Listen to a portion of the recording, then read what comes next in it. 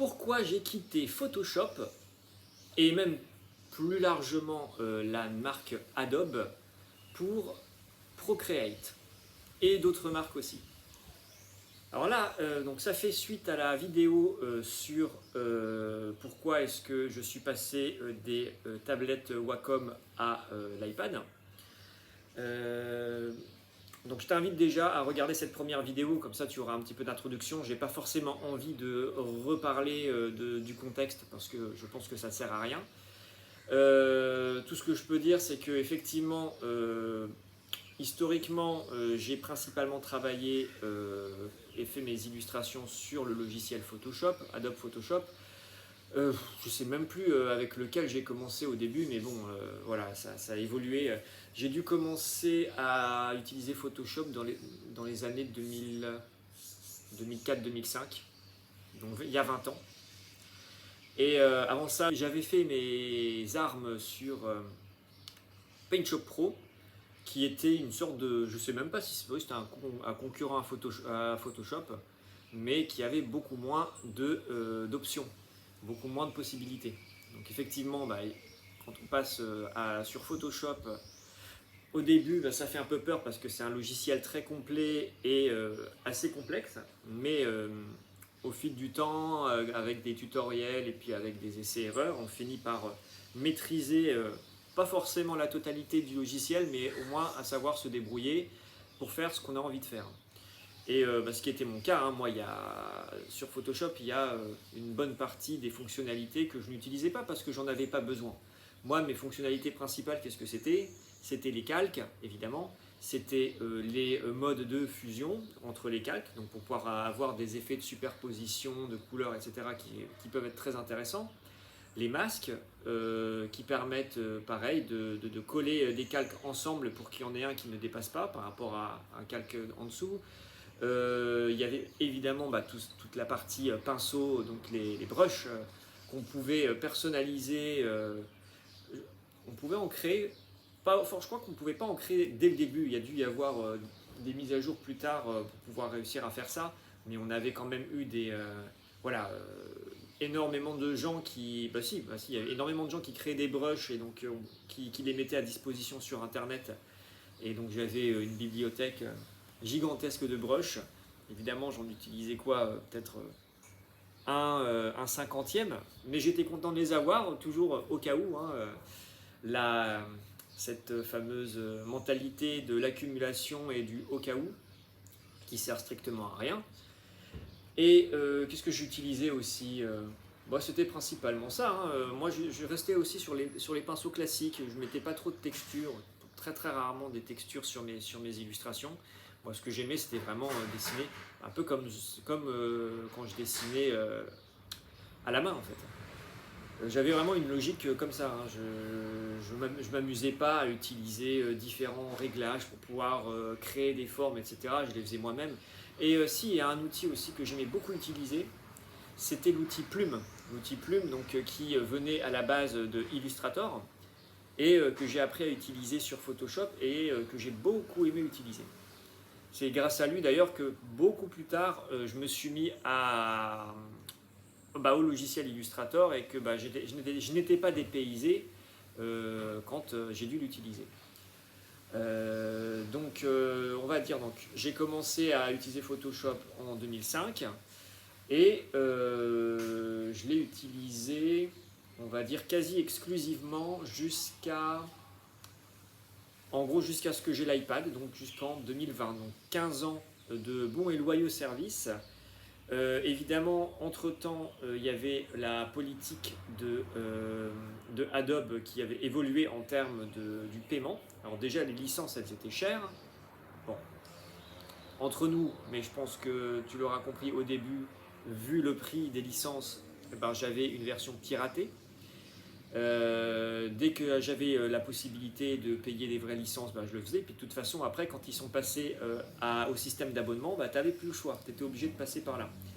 Mais l'abonnement, déjà, il était cher de base, mais là, il a fait qu'augmenter.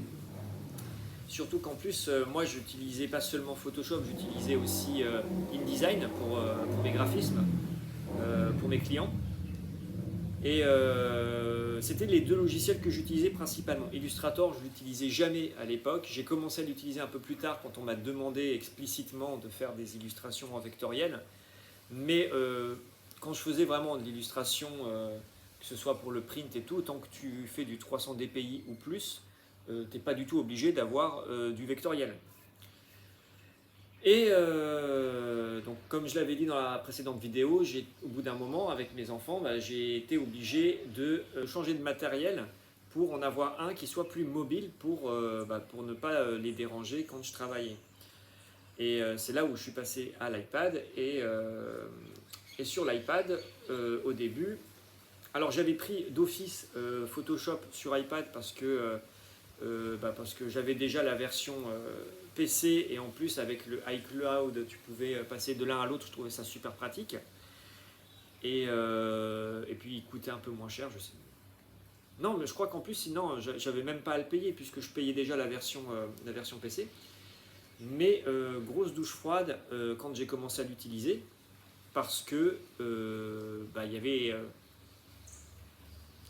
le pourcentage, il vaut ce qu'il vaut, mais il y avait au moins 3/4 des fonctionnalités de Photoshop PC qui n'étaient pas compatibles en fait, qui ne fonctionnaient pas, qui n'existaient même pas. Les modes de fusion, si je dis pas de conneries, attends, si il devait y avoir, mais il y avait des trucs comme ça qui n'avaient pas du tout en fait. Et puis même utiliser, même essayer de dessiner avec le stylet sur Photoshop, ça laguait à fond. C'était atroce, c'était pas précis, c'était beaucoup moins bien que sur le PC. Donc là, je me suis dit, mais qu'est-ce qui se passe quoi? Moi qui ai toujours utilisé Photoshop, qui ne jurait que par Photoshop, je me dis, mais c'est quoi ce délire? Et forcément, quand j'étais passé sur l'iPad, je m'étais renseigné sur les autres logiciels qu'il pouvait y avoir et j'ai pris Procreate. Procreate, c'est un logiciel qui coûte, je sais plus combien, mais vraiment pas cher et en plus c'est un achat unique. Mais quand je dis pas cher, c'est,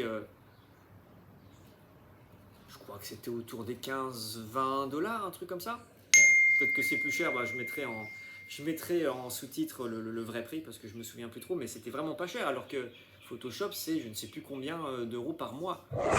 Donc déjà là, première différence. Forcément, psychologiquement, tu te dis, bah ouais, mais si c'est moins cher, c'est qu'il y a moins de fonctionnalités. Et effectivement, il y a un peu moins de fonctionnalités que le vrai Photoshop. Mais comme j'avais dit à la base, quand j'utilisais Photoshop, je n'utilisais pas du tout la totalité des fonctionnalités de ce logiciel. J'utilisais une très très petite partie et en fait toute cette partie-là, je la retrouvais complètement sur Procreate. Donc je me suis dit, bon bah très bien. Alors évidemment, les brushes et tout, j'ai dû m'y faire, c'était pas exactement les mêmes, mais très rapidement en fait je m'y suis fait. Là où je trouve que Photoshop était meilleur, c'était par rapport à ces brushes d'aérographe. Je trouve que les brushes d'aérographe de Procreate sont un petit peu moins faciles d'utilisation. Ils sont un petit peu plus difficiles, je trouve. Mais voilà, le seul bémol que j'ai du point de vue des brushes. Après, la grosse différence quand je suis passé du PC à l'iPad, c'est qu'il y avait des grosses limitations techniques. Alors déjà, comme je viens de te le dire, sur Photoshop, c'était clair, il y avait une grosse partie des fonctionnalités qui n'étaient pas existantes, qui n'étaient pas possibles. Et surtout, en fonction de la taille de ton document, si tu fais un document par exemple en A4 300 dpi, donc A4 c'est une page classique de livre, en 300 dpi, donc que ce soit la qualité nécessaire pour pouvoir imprimer, eh bien, tu étais limité, je crois, à 25 calques. Tu ne pouvais pas faire plus que 25 calques. Sinon, après, tu avais un message d'erreur et qui t'empêchait d'en avoir plus. Alors qu'effectivement, sur Photoshop, là, tu avais une possibilité infinie de calques. Et moi, c'est ce que je faisais la plupart du temps, vu que j'ai toujours été quelqu'un d'assez... qui cherchait un peu trop la sécurité. À chaque fois que je faisais une partie, je faisais un calque sous calque sous calque et je faisais des groupes de calques et en fait, chaque fois mes illustrations, elles avaient entre 50 et 100 calques, voire plus. Et là, limité à 25 calques, ça a été dur. Après, Ça a été dur, mais ça m'a permis de me challenger et ça m'a permis, j'ai dû réapprendre en fait à travailler autrement. Et j'ai réussi après ça à me limiter au nombre de calques nécessaires. Et puis après, j'arrivais un petit peu à tricher pour pouvoir en rajouter. Bon, voilà, ça c'est encore une autre histoire. Une fois que je suis passé sur Procreate, déjà ce que je voyais, c'est qu'au niveau du dessin, la réponse en fait par rapport au trait que tu fais avec le stylet, c'était beaucoup plus fluide et beaucoup plus ergonomique, beaucoup plus agréable que la version iPad de Photoshop.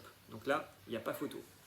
Au niveau des brushes, c'est correct, mais moi j'ai pas non plus besoin d'énormément de brushes. La plupart du temps, j'utilise les brushes les plus basiques parce que je fais soit un brush très net avec des bords nets, soit j'en fais un peu plus diffus. Donc je disais c'était un peu moins bien que les brushes de Photoshop, mais voilà, c'est une question d'habitude et après on s'y fait très très rapidement.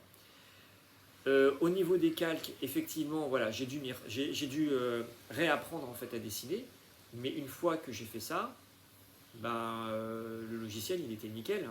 Il était nickel, il répondait super bien, il bug jamais.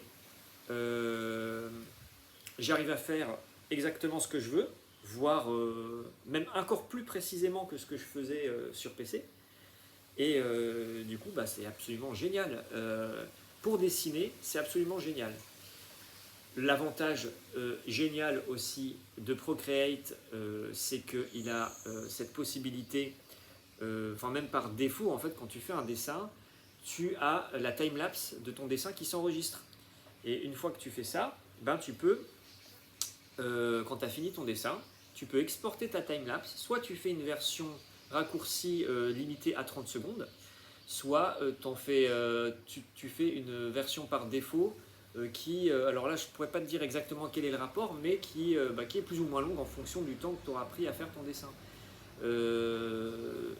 Moi, une fois de plus, moi j'utilise la version plus longue parce qu'une fois que tu as fait ça, il suffit juste d'utiliser un logiciel de montage vidéo et puis là tu réajustes un petit peu la vitesse de ta timelapse et puis tu arrives à faire une timelapse exactement comme tu le souhaites. Alors que le 30 secondes c'est un peu trop limité pour le coup. Donc ça c'est l'avantage principal de Procreate. Une fois que tu as ça, tu as un outil super bien qui peut te permettre de faire des dessins super facilement, de super haute qualité, de générer des timelapses que tu peux après exporter et montrer sur les réseaux sociaux. Et donc c'est vachement apprécié encore plus maintenant à l'ère où tu as les IA génératives. Là pour le moment les IA elles ne sont pas encore là à reproduire des timelapses, mais je pense que ça ne va pas trop tarder. Mais tant que ce n'est pas le cas, c'est un bon moyen de montrer que ce que tu fais c'est pas généré par IA. Donc c'est plutôt sympa et puis c'est pas mal apprécié hein. Sur Instagram, sur LinkedIn, sur YouTube, c'est des trucs qui sont vachement bien. D'ailleurs, je mettrai de plus en plus de vidéos timelapse parce que j'en ai déjà pas mal de faites, principalement des illustrations animalières, mais si j'ai d'autres trucs, ça pourrait être sympa aussi de les mettre sur cette chaîne. Donc n'hésite pas à t'abonner si ce n'est pas déjà le cas. Je t'invite aussi à liker cette vidéo si tu la trouves intéressante et à la partager si ça peut aider quelqu'un dans ton entourage. Je vais quand même parler des bémols, du bémol principal en fait de Procreate par rapport à Photoshop. Parce que Photoshop, effectivement, ce qui est vachement bien avec Photoshop et avec la suite Adobe en général, c'est que c'est vraiment fait pour les pros. Et donc, quand tu dois faire un travail qui doit être notamment exporté pour être imprimé, eh bien, tu as tout ce qu'il faut en termes de profil colorimétrique et c'est absolument bien calibré pour qu'une fois que tu envoies ça à l'imprimeur, ça ressorte exactement comme tu le veux. Sur Procreate, en théorie, c'est le cas, parce que tu as aussi la possibilité de choisir ton profil de couleur, etc. Mais en pratique, l'exportation, elle est un peu foireuse. Déjà, quand tu exportes, même si tu veux exporter en JPEG, ton image, elle est en mauvaise qualité. Je ne sais pas pourquoi. Alors, est-ce qu'il y a un truc que j'ai pas compris, il y a des options à bouger, je ne sais pas. Mais en tout cas, l'exportation, elle est de mauvaise qualité. La solution que tu dois faire, et c'est ça aussi qui est un peu ironique, c'est que moi, ce que je faisais, c'est que j'exportais en format PSD Et ensuite, j'allais sur Photoshop pour pouvoir reconvertir en bon format. Parce que là, pour le coup, au moins, je dirais le seul avantage de Photoshop version iPad, c'est que l'exportation, au moins, elle est bonne. Mais bon, ça coûte cher juste le logiciel pour exporter tes images. Donc très très rapidement, j'ai fini par trouver une bonne alternative à ça qui est la suite Affinity, qui pareil, elle a un système de paiement qui est beaucoup plus avantageux que Photoshop et qui est un peu différent au niveau du fonctionnement, mais qui est tout aussi performant. Donc là maintenant, Photoshop, c'est parti. Et maintenant, c'est juste Procreate. Et quand je dois exporter pour impression, bah, je passe ça en version PSD sur Affinity. Et là, j'exporte au bon format. Et puis c'est bon. Donc voilà, le seul bémol que je dirais par rapport à Procreate, c'est que pour exporter correctement pour des clients, il faut bidouiller. Je pense que ça, c'est quelque chose qui pourra peut-être s'améliorer avec le temps, je l'espère. J'avoue que pour le moment, j'ai pas trop réessayé pour voir si ça fonctionne. Les dernières fois que j'ai refait en JPEG parce que je m'étais planté et j'ai voulu aller trop vite, bah, c'est toujours le même problème, hein, l'image n'est pas assez bonne qualité. Donc même pour un JPEG, hein, mais donc, du coup ça marche aussi avec les autres formats, donc si tu veux faire du PDF, etc. Je crois que le PDF, il sort pas trop mal encore sur Procreate, mais bon, moi, dans le doute, je m'emmerde pas, je fais tout, je passe tout en format PSD, Affinity, hop hop, et puis après c'est bon, on n'en parle plus. Donc voilà, tout ça pour dire quoi? Photoshop pour moi c'est terminé parce que ça coûtait trop cher, parce qu'il n'a pas été capable, selon moi, de s'exporter correctement sur l'iPad. Et puis surtout que depuis qu'il est là, qu'il y avait un quasi-monopole pendant des décennies, il y a plein de concurrents qui sont venus avec des offres qui sont avantageuses sur plein de points, notamment le point financier, mais aussi pour le cas de Procreate, ils ont eu l'intelligence de rester sur les fondamentaux en illustration et c'est largement suffisant pour moi. Donc bravo Procreate, j'ai hâte de voir les autres logiciels que vous allez faire. Je sais qu'il y a un logiciel d'animation qui est déjà sorti. Bon, moi je fais pas trop d'animation, donc pour le moment ça m'intéresse pas, mais en tout cas c'est moi qui étais assez fidèle à la marque Adobe, Procreate ça va être mon nouveau favori, enfin c'est déjà le cas en fait. Voilà, si jamais tu as des questions concernant Procreate, n'hésite pas à me les poser. Je pense que je ferai d'autres vidéos sur le sujet pour expliquer un petit peu, notamment comment est-ce que je fais des illustrations si jamais ça t'intéresse. Et je pense aussi que je ferai des vidéos concernant comment est-ce que, une fois que j'ai ma timelapse brute sur Procreate, comment est-ce que j'arrive à en faire quelque chose qui soit regardable avec de la musique, des effets, etc. Donc je te remercie pour ton visionnage. N'hésite pas à me dire ce que tu penses de cette vidéo. Et en attendant, moi je te dis à très vite pour une prochaine vidéo. Salut, salut!